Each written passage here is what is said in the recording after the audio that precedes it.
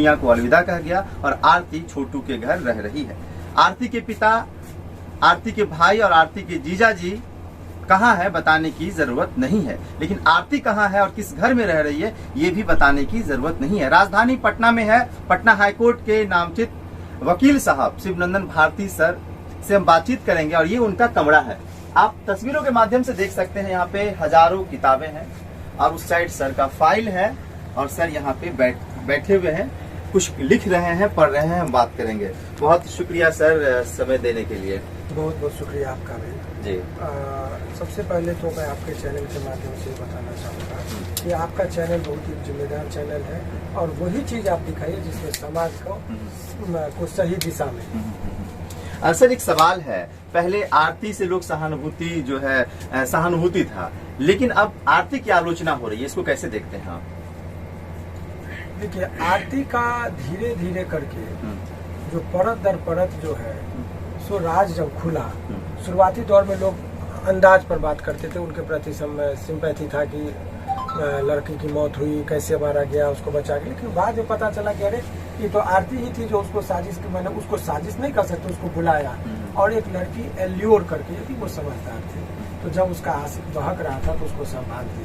असली मोहब्बत वो होती है, ये नहीं मोहब्बत होती है कि आप उसको बुलाइए और उसको जो है सो ललचाइए और उसको जो है सो इस तरीके से मुसीबत में फंसा दीजिए। यदि वो मोहब्बत कर रही थी तो काहे नहीं वो उसके शरीर पर वो गिर गई जब उसको मार रहा था, वो भी घायल हो जाती, अंतिम दम तक प्रयास करती बचाने का, तब मानते कि सच्ची मोहब्बत थी। ये तो मोहब्बत थी ही नहीं, वो तो केवल अपने आप को बचाने के लिए इस तरह का पूरी तरीके से सबको उलझा के रख दी। छोटू के पिताजी के पास इसलिए चली गई कि इस घर में अब उसको डांट फटकार पड़ता है, तो अपने आप को और कौन उसको तीसरा आदमी उसको इस परिस्थिति में रखता नहीं, और तो इसमें बहुत सुनियोजित तरीके से वो जो है सो छोटू के घर में प्रवेश कर गई, जिस चीज़ को चाल को कोई नहीं समझ रहे हैं, तो ये एक चालबाज की तरह ये काम कर रहे हैं। शादी के बाद लोग सुहागरात भी मनाते हैं, माँ बाप बड़े धूमधाम से शादी करते हैं, तो क्या माँ बाप के भरी कोठरी में ही आप सुहागरात मनाते हैं? उसका तरीका बना। यदि आपके कुछ चीज़ होता है कि लोग सेक्रेसी प्राइवेसी मेंटेन करके काम करते हैं, तो ये जो घटना है वो पूरी तरीके से गुमराह करने के लिए युवा वर्गों को, और कुछ लोग जो है सो गुमराह हो भी रहे हैं और कुछ लोगों के द्वारा जानबूझ के गुमराह किया जा रहा है। लेकिन अधिकतर जो जनता है वो जान गई है कि उसमें आरती का भूमिका बहुत संदेहास्पद है और वो जो एक्टिविटी कर रही है वो कदापि उचित नहीं है। अच्छा सर, एक वकील साहब का कहना है सुप्रीम कोर्ट ने अपने जजमेंट में शादी से पहले गर्भवती होना जायज माना है। देखिए, बहुत अच्छी बात।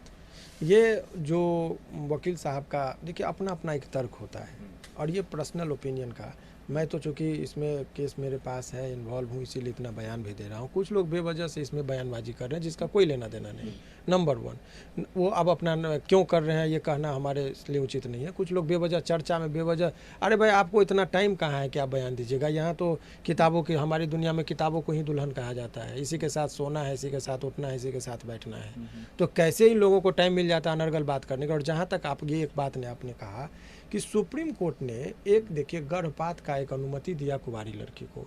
दरअसल वो किस कॉन्टेक्स्ट में बात किया था ऑनरेबल सुप्रीम कोर्ट ने कि एक लड़की के साथ रेप हुआ था तो वो प्रेग्नेंट हो गई तो वो गई थी एबॉर्शन करवाने, कुंवारी लड़की। तो डॉक्टर साहब का कहना था कि प्रेगनेंसी को माने वो मिसकैरेज करना ये अपराध है, मैं नहीं करूँगा। डॉक्टर साहब बोलते हैं कि आप किसी को मिसकैरेज नहीं करेंगे, तो इसी माने वो तो जो है एबॉर्शन के लिए। तो सुप्रीम कोर्ट ने कहा कि नहीं, यदि कोई कुंवारी लड़की भी यदि अपना बच्चा को माने वो एबॉर्शन कराना चाह रही है तो ये करवा सकती है, ताकि इसका एक सामाजिक पहलू ये था कि यदि कोई रेप पीड़िता है, यदि वो गर्भवती हो गई, वो बच्चे को जन्म दे देगी, तो उसके लिए जीवन और कठिन हो जाएगा। इसी उस कॉन्टेक्स्ट में बोला, ये नहीं बोला कि आप अवैध संबंध खुलेआम स्थापित कीजिए, आपको सुप्रीम कोर्ट ने लाइसेंस दे दिया। तो इस बात को तोड़ मरोड़ के एकदम यही चीज़ होता है कि आप समाज को किस दिशा में लेके जा रहे हैं। हम और आप एक पत्रकार हैं, एक जिम्मेदार पत्रकार हैं, आपका चैनल भी एक जिम्मेदारी के साथ बात को उठाता है, इसके लिए स्पेशली आपको थैंक्स। लेकिन मैं एक वकील हूँ, मेरी भी एक जिम्मेदारी, सामाजिक जिम्मेदारी भी है, और सामाजिक जिम्मेदारी यह है कि आप समाज को मेरे इस एक्टिविटी और मेरे बयान से यदि वो कोई जो है सो दिग्भ्रमित हो रहा है युवा वर्ग, तो मेरा काम है डायरेक्शन दिखाना कि सही मार्ग है। एक चीज़ आप समझिए कि यदि इस चीज़ को बहुत ज़्यादा प्रमोट किया जाएगा तो हर दरवाज़ा रात को खुलने लगेगा अधिकार स्वरूप, और माँ बाप जैसे द्रौपदी का चीरहरण होता रहा और मूडी सभा में नीचे करके देखते रहे, इसका इम्पैक्ट ये होगा कि माँ बाप देखेंगे और रात को देखेगा कि मेरी बच्ची दरवाज़ा खोल रही है, मेरे घर में कोई लफुआ टाइप का आदमी आ रहा है, संबंध बना के जा रहा है, इसलिए कि केवल वो मेजर है। बच्चे को मैनिपुलेट कर लिया जाता है। वो बच्चा है, अल्पज्ञानी है, बहुत सारी लड़कियां जो है बंद कमरे में रहती है, सामाजिक उतना ज्ञान नहीं होता है, किसी के झांसे में आ जाती हैं और वो लाइसेंस दे दे। इसीलिए इस चीज़ को कभी प्रमोट नहीं किया जाना चाहिए। ये जो है महिला विकास मंच का कहना ये है कि मीडिया आरती का चरित्र जो है हनन कर रही देखिए, है। इस बात से मेरा को जानबूझ के वो जो चरित्र हनन की बात ही कही जा रही है। महिला विकास मंच जो है वो महिलाओं की बात को करती है। उसका उद्देश्य जो होता है, इसका ये एक एनजीओ है, समझ गए, इसका उद्देश्य होता है कि दबे कुचले लोगों को ये करना, ठीक है। अपराधी को संरक्षण देने का यदि वो एनजीओ है तो वो गलत है। अब कहिएगा अपराधी क्यों, कि भाई आप इन्वेस्टिगेशन तो करने दीजिए उसको, पुलिस को।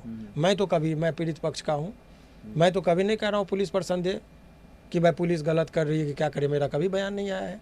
पुलिस अपना काम कर रही है, वकील अपना काम करेंगे और माननीय न्यायालय अपना काम करेगा।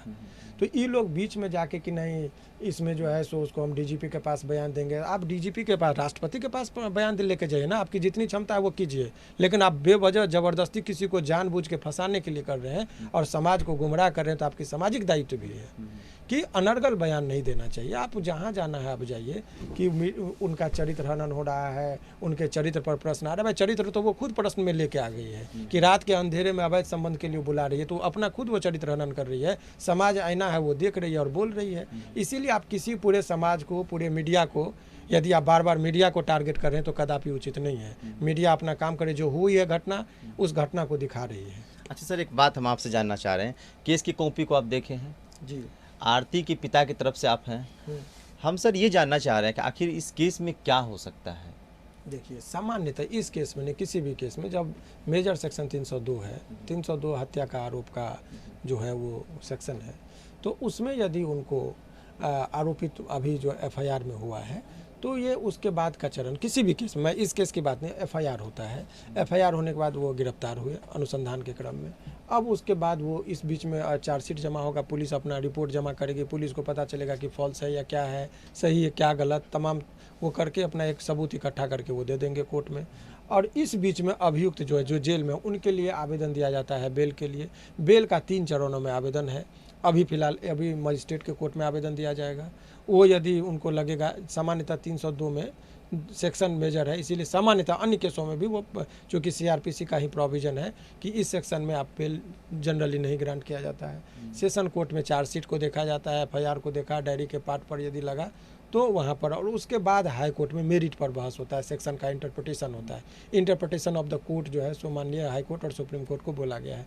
तो यहाँ तक आते आते सामान्यतः अन्य केसों में भी बेल मिलता है, तो बेल के लिए हम आवेदन देंगे और बेल जो होगा उस आधार पर हम लोग काम को करेंगे। कानून को अपने हाथ में लेकर इस तरीके से करना तो ये भी तो गलत है ना सर, जैसा कि छोटू के पिता का बयान आता है। मैं आपको बता दूं कि ये जो घटना है जिसमें छोटू की मौत हुई है, उनके परिवार के प्रति हमारी भी गंभीर संवेदना है। क्योंकि इस पूरे प्रकरण में यदि कोई पीड़ित है तो छोटू की माँ, छोटू के पिता ने अपने पुत्र को खोया है, और दूसरा तरफ यदि कोई पीड़ित है उनसे ज़्यादा तो आरती के पिता और उनके परिवार, जिसने अपना सब कुछ खोया है। ये केवल पुत्र खोए हैं, लेकिन उन्होंने अपना सब कुछ खोया है। अपनी बेटी को खोया है, अपनी इज्जत को खोया है, अपने मान सम्मान को खोया है, और उनको अपने कोख को आज वो जो है सो ये कह रही है कि मैंने कैसे कुपात्र बच्चा को जन्म दिया। अपनी कोख को वो कोस रही है। तो हर कुछ चला गया, उनके घर में डकैती हो गई, लूटपाट मचाया गया, यानी उनकी कुल मिला बूढ़ी माँ को मारा गया। कुल तो मिलाकर बताइए पीड़ित कौन है? न्याय किसको मिलना चाहिए? आरती को क्या न्याय की बात करना चाहिए? न्याय तो 2 ही आदमी को मिलना चाहिए, छोटू के पिता को मिलना चाहिए, माता को मिलना चाहिए, और आरती के माता पिता को मिलना चाहिए। जो कुमार्ग पर था उसको क्या न्याय की बात करना चाहेंगे? तो उनके न्याय की तो कोई बात हमारे नज़र से नहीं हो रही है। और जो आपके माध्यम से जो पब्लिक देख रही है वो भी जान रहे कि न्याय किसको चाहिए। भाई न्याय 2 ही आदमी को चाहिए। आरती के पिता पीड़ित हैं, पूरा परिवार पीड़ित है, और इधर ये पीड़ित है, तो ये दोनों की न्याय की बात होनी चाहिए। आरती को उसके साथ कौन सा इनजस्टिस हुआ कि उसको न्याय मिलना चाहिए? आप करेंगे सर, अंतिम सवाल है, पटना हाई कोर्ट के आप वकील हैं, कई केस को देखते हैं, लगातार बने रहते हैं, और अभी सोशल मीडिया पे तो आप छा गए हैं, इस बात को मानते हैं। लेकिन सर, क्या वर्तमान स्थिति में प्यार मोहब्बत करना एक वकील साहब इसको कैसे देखते हैं, और एक आपका संदेश क्या होगा उन प्यार करने वाले लड़का और लड़की को जो घुमाते हैं, फिराते हैं, ले जाते हैं, और कहानी अंतिम में क्या होती है पूरा दुनिया देखती है? आपका क्या संदेश एक होगा? कहावत है कि वो जवानी जवानी नहीं जिसकी कोई कहानी ना हो। हर लोग की अपनी एक मोहब्बत की कहानी होती है। मोहब्बत बहुत अच्छा चीज़ है, लेकिन मोहब्बत केवल गर्लफ्रेंड के लिए नहीं, छोड़ दो सारी दुनिया, किसी के लिए ये मुनासिब नहीं है ज़िंदगी के लिए।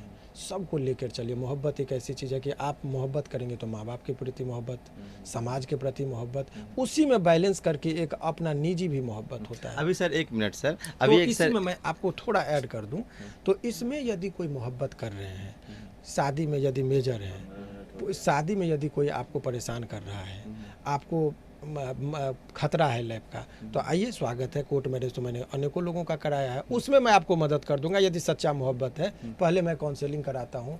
लड़की का एज सर्टिफिकेट होना चाहिए, 18 वर्ष से ऊपर है। लड़का यदि 21 वर्ष से ऊपर है, ठीक है। आधार कार्ड नहीं, मैट्रिक का सर्टिफिकेट का महत्व है, इसलिए मैट्रिक सर्टिफिकेट देख लेना। उसके बाद आप आइए। अंतर्जातीय शादी है तो 3 लाख रुपया जो बिहार सरकार ने अंतर्जातीय विवाह पर घोषणा किया है, अनेकों लोगों को मैंने दिलाया है। तो ये कह देना कि मैं मोहब्बत का दुश्मन हूँ, वो नहीं है। मोहब्बत का दुश्मन नहीं हूँ, गलत करने वाले का दुश्मन हूँ। न्याय मुझे लगता है कि आरती के पिता और परिवार को मिलना चाहिए। उनको न्याय दिलाने के लिए मैं अंतिम दम तक लड़ूंगा। यही